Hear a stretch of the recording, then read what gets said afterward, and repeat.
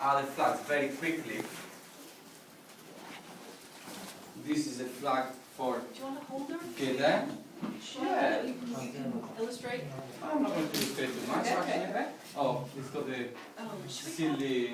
Well, we can turn it off, maybe. Should we put the lights on at the back, on the front switch? Yeah. Okay.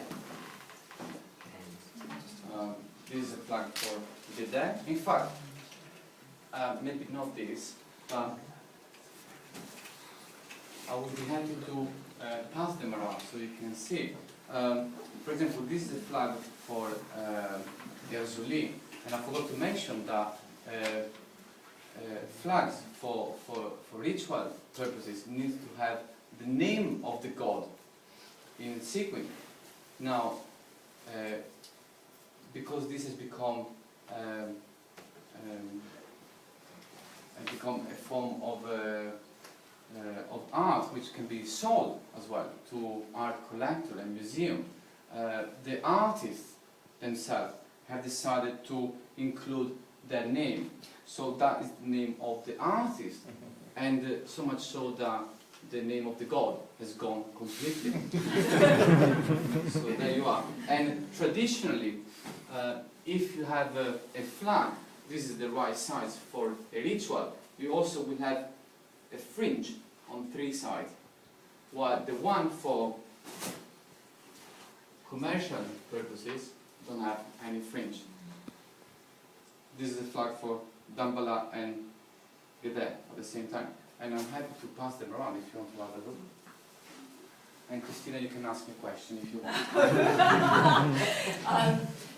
Gabriel has been to lectures here before. He knows that the way we do questions here is what we ask is that I ask the first question to give you a bit of time to think of what you'd like to ask if you're having a shy moment or want to gather your thoughts. If you don't want to ask anything, it's fine. You can go for wine. And then when you do, and if you need something, just give me a little wave, and I'll give you a nod, and then we can have them answered in order, and it all keeps it a bit calm and not so chaotic.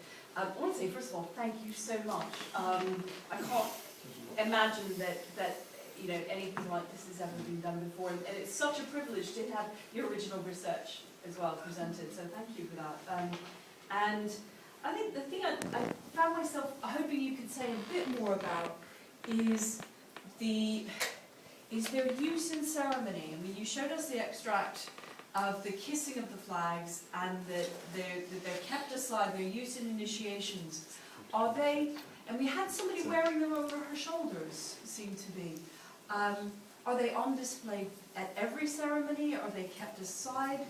Are they brought out from most ceremonies? Yeah, how often are they seen?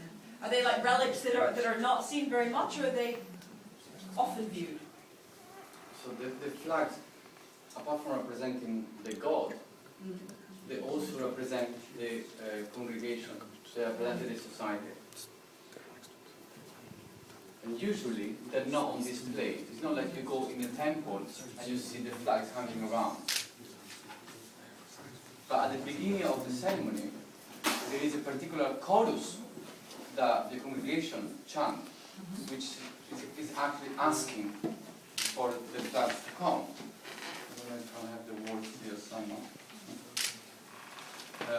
Usually they ask Papa Loco, which is the patron saint of the temple, and they say Papa Loco, who is in the Umfo, he asks for the flags.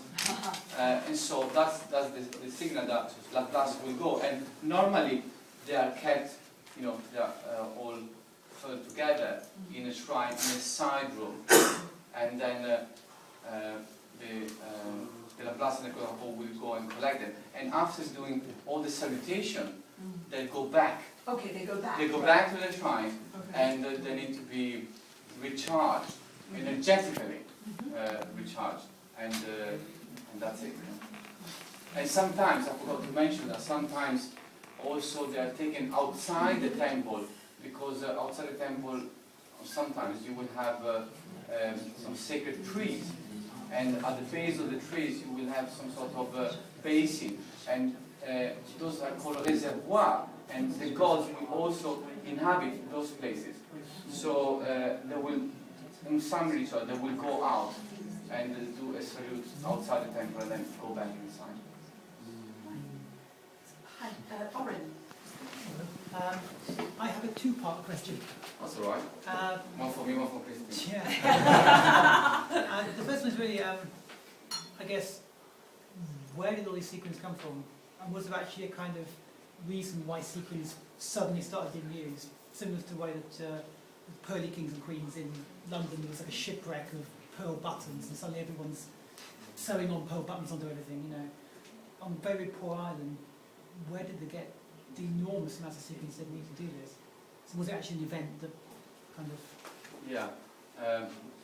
You have a place in Port-au-Prince which is called Marché de Fer, where you can find everything that is available in Haiti. You will find it there. Yeah. And sequins were used, metal sequins were used before this kind of flags appeared. They were already used because of the inner quality, the shimmer, the spark of light that they give, and because this idea of stars are point of energy. They call it point. That's what it's called. Point is the focus of energy. So they like any sort of glittering surface was already something very much in their taste. And when there's no trading for them. Yeah. Say again? No trading for them before this happened. Yeah. There was at some point during the embargo, when the military coup took over, there was an embargo in Haiti, and you could not find normal sequins anymore. You could find only very large sequins. And so you do find drapo, which are made with very large sequins. And they're called embargo sequins. Okay, interesting. And the second one is, if you've got a small, I guess a tourist flag, you know... and sorry, I forgot to mention, one of the flags I've been passing is not made of sequins at all, it's made of beads. Now, beads, the use of beads is very much also used in Africa. For example, the Yoruba people of Africa have a lot of fabric decorated with beads, and they are part of the, I mean, mostly are sequins, but it's not impossible because the bead can give some movement to the design, can create some, I don't know, there was a horse at some point, I don't know if you saw it, the horse was actually made of beads because it can give some sort of a different movement to it. Also, flags, for example, this one, as you can see, the inside is not completely covered of sequins. The only sparse place around.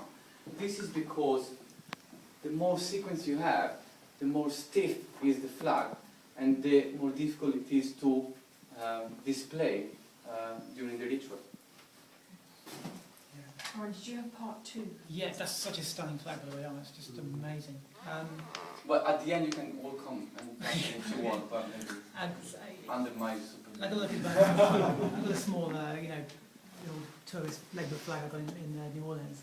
I've always wondered what the proper place was to actually hang it, whether or not, I mean, since it's obviously not used for ritual purpose in the same way. Yeah. Probably have this on shoulders, and I don't know the congregation, which is me. So, is this something that should be put away and treated in the same way? Or is it something You see, this is part of the dilemma of when a sacred object can actually be used for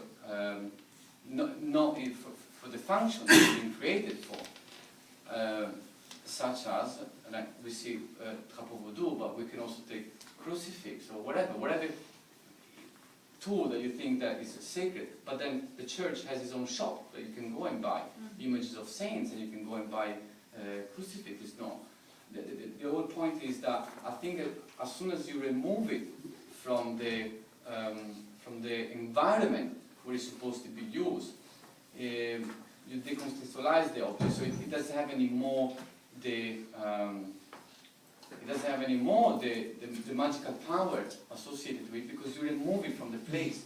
So in the same way you can have a crucifix in a school, or you can have a crucifix in a church, and it's got a different value to it. For me, these now, small flags too.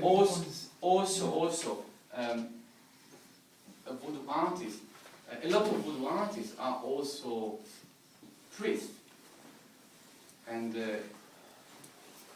there's a difference between flags created for ritual, and they have a different name called drapo, and flags which actually you can find, in the market to buy, or in a gallery, or is a completely different approach to the flag.